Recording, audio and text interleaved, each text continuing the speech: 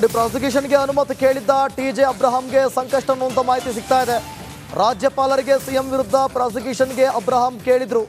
ಹಣ ಕೇಳಿದ ಆರೋಪದ ಹಿನ್ನೆಲೆ ಅಬ್ರಹಾಂ ವಿರುದ್ಧ ಚಾರ್ಜ್ ಶೀಟ್ ಸಲ್ಲಿಕೆಯಾಗಿದೆ. ಕಳೆದ ವರ್ಷ ಅಬ್ರಹಾಂ ವಿರುದ್ಧ ದಾಖಲಾಗಿದ್ದಂಥ ದೂರು, ಆ ದೂರಿನ ಅನ್ವಯ ಈಗ ಚಾರ್ಜ್ ಶೀಟ್ ಸಲ್ಲಿಕೆ ಆಗ್ತಾ ಇದೆ. ಜೆಬಿ ನಗರದಲ್ಲಿ ದೂರು ದಾಖಲಿಸಿದ್ದಂಥ ಕೆಎಸ್ ಅಧಿಕಾರಿ ಸುನಿಲ್ ಎಂಬಾತನ ಮೂಲಕ ಹಣಕ್ಕೆ ಬೇಡಿಕೆ ಇಟ್ಟಂತ ಆರೋಪ. ನಿರೀಕ್ಷಣಾ ಜಾಮೀನನ್ನು ಪಡೆದಿದ್ರು. ನೋಡಿ, ಈಗ ಸಾಕ್ಷ್ಯಗಳನ್ನು ಸಂಗ್ರಹಿಸಿ ಚಾರ್ಜ್ ಶೀಟನ್ನು ಪೊಲೀಸ್ನವರು ಸಲ್ಲಿಸಿದ್ದಾರಂತ ಈ ಬಗ್ಗೆ ಮತ್ತಷ್ಟು ಮಾಹಿತಿಯನ್ನು ಕೊಡ್ತಾರೆ ನನ್ನ ಹಿರಿಯ ಪ್ರತಿನಿಧಿ ಸುನಿಲ್ ಫೋನ್ ಸಂಪರ್ಕದಲ್ಲಿ ಸಿಕ್ಕಿದ್ದಾರೆ. ಸುನಿಲ್, ಅಂದರೆ ಅವ್ರು ಕೇಳಿದೆ ತಪ್ಪ ಅಥವಾ ಕಳೆದ ವರ್ಷದ ದೂರಿಗೆ ಈಗ ಚಾರ್ಜ್ ಶೀಟ್ ಸಲ್ಲಿಕೆ?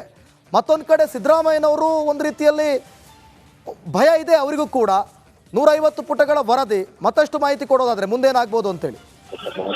ಎಸ್ ದಿವಿತ್, ಟಿ.ಜೆ. ಅಬ್ರಹಾಂ ವಿರುದ್ಧ 2023ರಲ್ಲಿ ಜೀವನ್ ಭೀಮಾ ನಗರ ಪೊಲೀಸ್ ಠಾಣೆಯಲ್ಲಿ ಒಂದು ಪ್ರಕರಣ ದಾಖಲಾಗಿತ್ತು. ಕೆಎಸ್ ಅಧಿಕಾರಿ ಸುಧಾ ಅನ್ನುವಂಥವ್ರು ಈ ಒಂದು ದೂರನ್ನು ಕೊಟ್ಟಿದ್ರು. ಇದರಲ್ಲಿ ದೂರಿನ ಅಂಶ ಏನು ಅಂತ ಹೇಳಿದ್ರೆ, ಸುಧಾ ಅವರ ವಿರುದ್ಧ ಅವಾಗ ಎಸಿಬಿ ಅಸ್ತಿತ್ವದಲ್ಲಿತ್ತು. ಟಿ.ಜೆ. ಅಬ್ರಹಾಂ ಅವರು ಒಂದು ದೂರನ್ನು ಕೊಟ್ಟಿದ್ರು. ಈ ಒಂದು ದೂರಿಗೆ ಸಂಬಂಧಪಟ್ಟಂತೆ ಮುಂದಿನ ದಿನಗಳಲ್ಲಿ ಒಬ್ರು ಮಧ್ಯವರ್ತಿ ಮೂಲಕ ಹಣಕ್ಕೆ ಬೇಡಿಕೆ ಇಟ್ಟರು ಅನ್ನುವಂಥ ಒಂದು ಆರೋಪ ಕೂಡ ಕೇಳಿ ಬಂದಿತ್ತು.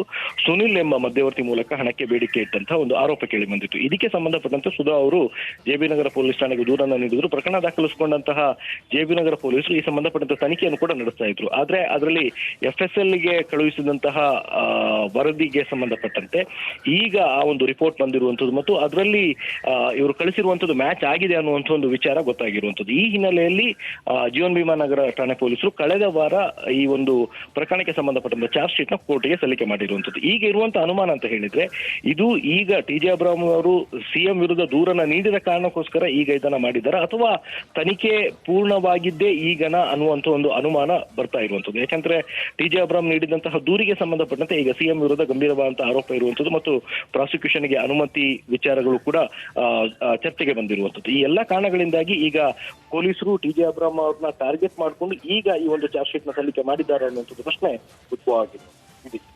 ಓಕೆ, ಥ್ಯಾಂಕ್ ಯು ಸುನಿಲ್ ನಿಮ್ಮೆಲ್ಲ ಮಾಹಿತಿಗಾಗಿ. ನೋಡಿ, ಕಾಳಿ ಸೇತುವೆಯಲ್ಲಿ ಲಾರಿ ಎತ್ತುವ ಕಾರ್ಯಾಚರಣೆ ಆಗ್ತಾ ಇದೆ. ಈಗ ರಾತ್ರೋರಾತ್ರಿ ಸೇತುವೆ ಕುಸಿದಿತ್ತು. ರಿಪಬ್ಲಿಕ್ ಕನ್ನಡದಲ್ಲಿ ಈ ಬಗ್ಗೆ ನಾನ್ ಸ್ಟಾಪ್ ಲೈವ್. ಉತ್ತರ ಕನ್ನಡದಲ್ಲಿ ರಾತ್ರೋರಾತ್ರಿ ಕುಸಿದಂಥ ಸೇತುವೆ ಕೆಳಗಡೆ ಒಂದು ಟ್ರಕ್ ಬಿದ್ದಿತ್ತು, ಲಾರಿ. ಆ ಲಾರಿಯನ್ನ ಎತ್ತುವಂತ ಕಾರ್ಯಾಚರಣೆ ಆರಂಭವಾಗಿದೆ. ಲಾರಿ ಚಾಲಕನನ್ನ ಅಗ್ನಿಶಾಮಕ ದಳ ಸಿಬ್ಬಂದಿಗಳು ಹಾಗೂ ಪೊಲೀಸ್ನವರು ಆತನನ್ನ ರಕ್ಷಿಸುವಲ್ಲಿ ಯಶಸ್ವಿಯಾಗಿದ್ರು. ಈಗ ಆ ಲಾರಿಯನ್ನ ಮೇಲಕ್ಕೆತ್ತುವಂತ ಕಾರ್ಯಾಚರಣೆ ಆಗ್ತಾ ಇದೆ. ಕಾಳಿ ನದಿ ಸೇತುವೆ, ಆ ಸೇತುವೆ ನಿಮಗೆ ಕೇವಲ ಒಂದು ಸೈಡ್ ಹೋಗೋದಕ್ಕೆ ಮಾತ್ರ ಅವಕಾಶ ಇತ್ತು, 2 ಸೈಡ್ ಬರೋದಕ್ಕೆ ಇರಲಿಲ್ಲ. ಕಾರಣ ಅಲ್ಲಿ ಕೇಳಿ ಬರ್ತಿರುವಂಥ ಆರೋಪ, ಇಂಜಿನಿಯರ್ ಏನೋ ದುಡ್ಡು ಉಳಿಸ್ಲಿಕ್ಕೋಸ್ಕರ ಆ ಥರ ಮಾಡೋದು. ಆದರೆ ಈಗ ನೇರವಾದ ದೃಶ್ಯಾವಳಿಗಳನ್ನು ನೋಡ್ತಿದ್ದೀರಿ. ಸೇತುವೆ ಕುಸಿದಿತ್ತು, ಲಾರಿ ನದಿ ಒಳಗಡೆ ಬಿದ್ದಿತ್ತು. ಈಗ ಆ ಲಾರಿಯನ್ನು ಮೇಲಕ್ಕೆ ಎತ್ತುವಂಥ ಕಾರ್ಯಾಚರಣೆ ಲೈವ್ ದೃಶ್ಯಾವಳಿಗಳನ್ನು ನೀವು ಗಮನಿಸ್ತಾ ಇದ್ದೀರಿ. ಕಾಳಿ ನದಿಗೆ ಅಡ್ಡಲಾಗಿ ಕಟ್ಟಿದಂಥ ಸೇತುವೆ ಕುಸಿತಗೊಂಡು ಟ್ರಕ್ ನದಿಗೆ ಬಿದ್ದಿತ್ತು.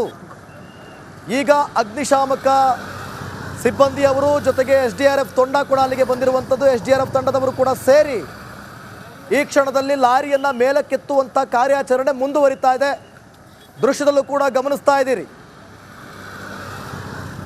ಬಿಹಾರ ರಾಜ್ಯದಲ್ಲಿ ಸಾಕಷ್ಟು ಸೇತುವೆಗಳನ್ನು ಕುಸಿಯೋದನ್ನು ನೀವು ಕೇಳಿರ್ತಿದ್ರಿ. ಆದರೆ ಈಗ ಕರ್ನಾಟಕದಲ್ಲೂ ಕೂಡ ಇಂತಹ ಒಂದು ದೊಡ್ಡ ಸೇತುವೆ, ಸುಮಾರು 1986ರಲ್ಲಿ ನಿರ್ಮಿಸಿದಂತಹ ಸೇತುವೆ ಇದು. 1986ರಲ್ಲಿ ನಿರ್ಮಿಸಿದಂತಹ ಸೇತುವೆ. ಈ ಸೇತುವೆಯನ್ನು ಸದ್ಯಕ್ಕೆ ಬಳಸಲಾಗ್ತಾ ಇತ್ತು. ಅದರ ಪಕ್ಕದಲ್ಲಿರುವಂಥ ಒಂದು ಲೈನನ್ನು ಬಳಸ್ತಾ ಇರಲಿಲ್ಲ.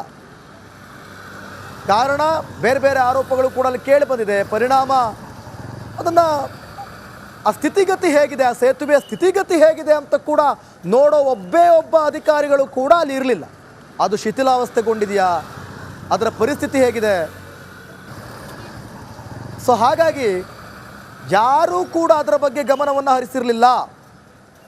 ಸೇತುವೆಯ ದುರ್ಘಟನೆಗೆ ಸಂಬಂಧಪಟ್ಟಂತೆ ಪ್ರತ್ಯಕ್ಷದರ್ಶಿಯವರು ಕೂಡ ಈ ಒಂದು ವಾಹನವನ್ನು ಬಿದ್ದಿರುವ ಒಂದು ದೃಶ್ಯವನ್ನು ಕೂಡ ನೋಡಿರುವಂಥದ್ದು. ಯಾಕಂತೇಳಿದ್ರೆ ಕಳೆದ ರಾತ್ರಿ ಸಂಭವಿಸಿದ ದುರ್ಘಟನೆಯಲ್ಲಿ ಸಾಕಷ್ಟು ರೀತಿಯಲ್ಲಿ ಹೆದ್ದಾರಿಯಲ್ಲಿ ಸಂಚಾರಕ್ಕೆ ತೊಂದರೆ ಕೂಡ ಆಗಿರುವಂಥದ್ದು. ಈ ಬಗ್ಗೆ ಪ್ರತ್ಯಕ್ಷದರ್ಶಿಯವರನ್ನು ಮಾತಾಡ್ಸೋಣ. ಕಲ್ ರಾತ್ ಕ್ಯಾ ಹುವಾ? रात को हमारे सामने ऐसा हुआ है, मतलब 2 गाड़ी आगा था, दो गाड़ी हमारी पीछे थे, हमारे सामने गाड़ी गिरी थी नीचे। रात 1:30-2 बजे की बात था।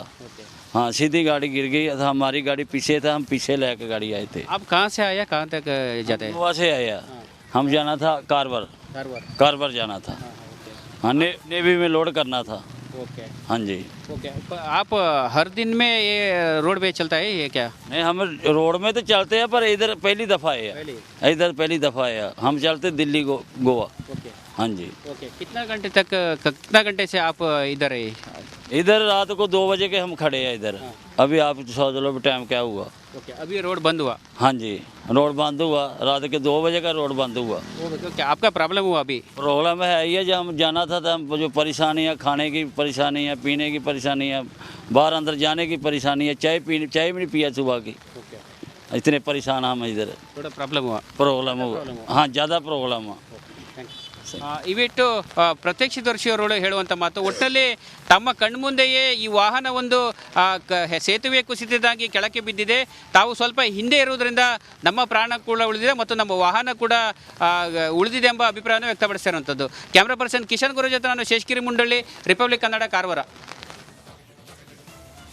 ನೋಡಿ, ಅವರು ಹೇಳ್ತಾ ಇದ್ರು ಅಂದರೆ ಲಾರಿಯನ್ನು ಸ್ವಲ್ಪ ಸೇತುವೆಯ ಹಿಂಭಾಗಕ್ಕೆ ನಿಲ್ಲಿಸಿದ್ದಕ್ಕಾಗಿ ಇವತ್ತು ಲಾರಿ ಕೂಡ ಇದೆ ಅಲ್ಲಿ ಸಿಗ್ತಾ ಇದೆ, ಜೊತೆಗೆ ಚಾಲಕನು ಕೂಡ ಉಳ್ಕೊಂಡಿದ್ದು. ಇಲ್ಲ ಅಂತಂದಿದ್ರೆ ಒಂದು ದುರಂತ ನಡೆದು ಹೋಗ್ತಾ ಇತ್ತು. ಅಂದರೆ ನಿಮಗೆ ನದಿಯ ನೀರಿನ ಮಧ್ಯಭಾಗದಲ್ಲಿ ಆಳ ಜಾಸ್ತಿ ಮತ್ತು ಮಳೆ ಇರೋದ್ರಿಂದ ನೀರಿನ ಫೋರ್ಸ್ ಕೂಡ ಜಾಸ್ತಿ ಇದೆ. ಆದರೆ ಸ್ವಲ್ಪ ಹಿಂಭಾಗಕ್ಕೆ ಆಳ ಸ್ವಲ್ಪ ಕಮ್ಮಿ ಇರುತ್ತೆ, ಜೊತೆಗೆ ನೀರಿನ ಫೋರ್ಸ್ ಕೂಡ ಕಮ್ಮಿ ಇರುತ್ತೆ. ಸೊ ಹಾಗಾಗಿ ಲಾರಿ ಬಿದ್ದಂಥ ಜಾಗದಲ್ಲಿಯೇ ಈಗಲೂ ಕೂಡ ಇದೆ. ಅದರ ಕಾರ್ಯಾಚರಣೆ ಕೂಡ, ಅಂದರೆ ಮೇಲಕ್ಕೆತ್ತುವಂಥ ಕಾರ್ಯಾಚರಣೆ ಕೂಡ ಆಗ್ತಾ ಇದೆ. ಒಂದು ವೇಳೆ ಏನಾದರೂ ಲಾರಿಯನ್ನು ಸೇತುವೆಯ ಮಧ್ಯಭಾಗದಲ್ಲಿ ನಿಲ್ಲಿಸಿದ್ದೇ ಆದಲ್ಲಿ ಆಗ ಈ ಕುಸಿತ ಆಗಿದ್ದಿದ್ರೆ ಲಾರಿನೂ ಸಿಗ್ತಾ ಇರಲಿಲ್ಲ, ಚಾಲಕನನ್ನು ಸೇವ್ ಮಾಡಲಿಕ್ಕೂ ಕೂಡ ಸಾಧ್ಯ ಆಗ್ತಾ ಇರಲಿಲ್ಲ. ಅದೃಷ್ಟವಶಾತ್ ಸದ್ಯ ಲಾರಿ ಚಾಲಕ ಕೇರಳದವನು ಅನ್ನುವಂಥ ಮಾಹಿತಿ ಸಿಗ್ತಾ ಇದೆ. ನೋಡಿ, ನಿಮಗೆ ಉತ್ತರ ಕನ್ನಡ ಜಿಲ್ಲೆಯಲ್ಲಿ ಸುರಿದಂಥ ಮಹಾಮಳೆಗೆ ಮತ್ತೊಂದು ದುರಂತ ಸಂಭವಿಸಿದೆ. ಶಿರೂರಿನ ಭೂಕುಸಿತದ ಘಟನೆ ಬೆನ್ನಲ್ಲೇ ಇದೀಗ ಕಾರವಾರದ ಕಾಳಿ ನದಿಯಲ್ಲಿರುವ ಸೇತುವೆ ಕೂಡ ಕುಸಿತ ಆಗಿರುವಂಥದ್ದು.